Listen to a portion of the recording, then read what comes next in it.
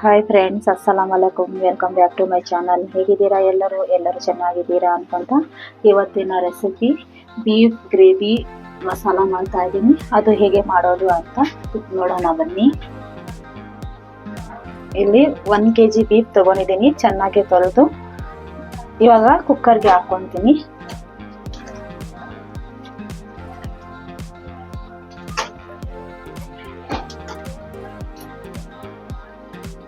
ಇವಾಗ ಇದಕ್ಕೆ ಉಪ್ಪು, ಅರಿಶಿಣ, ಶುಂಠಿ ಬೆಳ್ಳುಳ್ಳಿ ಪೇಸ್ಟ್ ಅರ್ಧ ಟೀ ಸ್ಪೂನ್, ಎಣ್ಣೆ 1 ಟೀ ಸ್ಪೂನ್, 1 ಗ್ಲಾಸ್ ವಾಟರ್. ಇವಾಗ ನೀರು ಹಾಕೊಂಡಿದ್ದೀನಿ. ಚೆನ್ನಾಗಿ ಮಿಕ್ಸ್ ಮಾಡಿಬಿಟ್ಟು 4 ವಿಸಿಲ್ ಬಂದರೆ ಸಾಕು.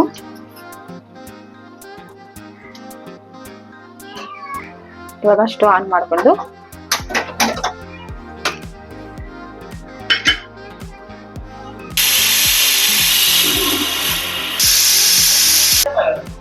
ಇವಾಗ ಇದು ರೆಡಿ ಆಗಿದೆ.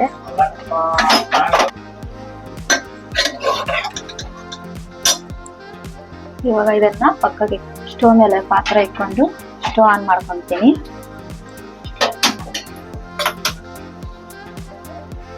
ಇವಾಗ 4 ಟೀ ಸ್ಪೂನ್ ಆಗುವಷ್ಟು ಎಣ್ಣೆ ಹಾಕೊಂತೀನಿ. ಇವಾಗ ಎಣ್ಣೆ ಬಿಸಿ ಆಗಿದೆ.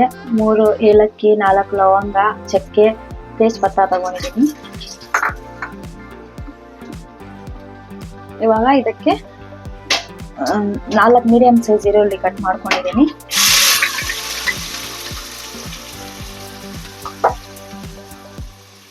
ಇವಾಗ ಇದನ್ನ ಫ್ರೈ ಮಾಡ್ಕೊಳ್ಳೋಣ. ಗೋಲ್ಡನ್ ಕಲರ್ ಆಗಿ ಫ್ರೈ ಮಾಡ್ಕೊಳ್ಳೋಣ.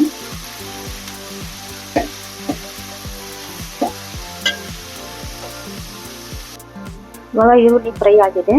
ಇವಾಗ ಶುಂಠಿ ಬೆಳ್ಳುಳ್ಳಿ ಪೇಸ್ಟ್ 3 ಟೀ ಸ್ಪೂನ್ ತಗೊಂಡಿದ್ದೀನಿ. ಇವಾಗ ಇದು ಹಸಿ ವಾಸನೆ ಹೋಗೋವರೆಗೂ ಚೆನ್ನಾಗಿ ಫ್ರೈ ಮಾಡ್ಕೊಳ್ಳೋಣ.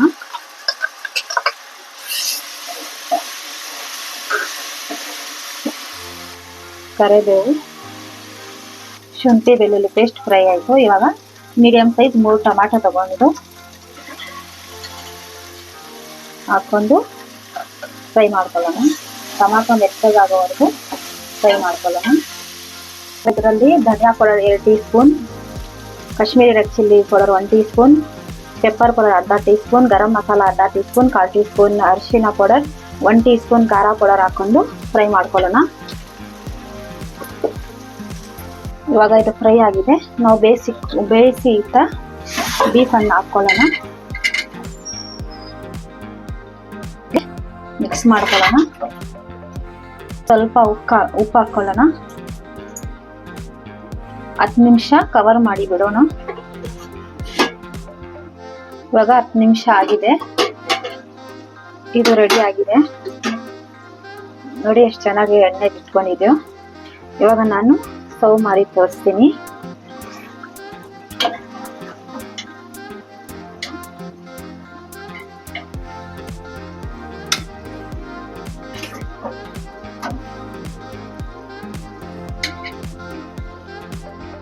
ಇವಾಗ ಮೇಲಿಂದ ಕೊತ್ತಂಬರಿ ಸೊಪ್ಪು ಹಾಕೊಳ್ಳೋಣ.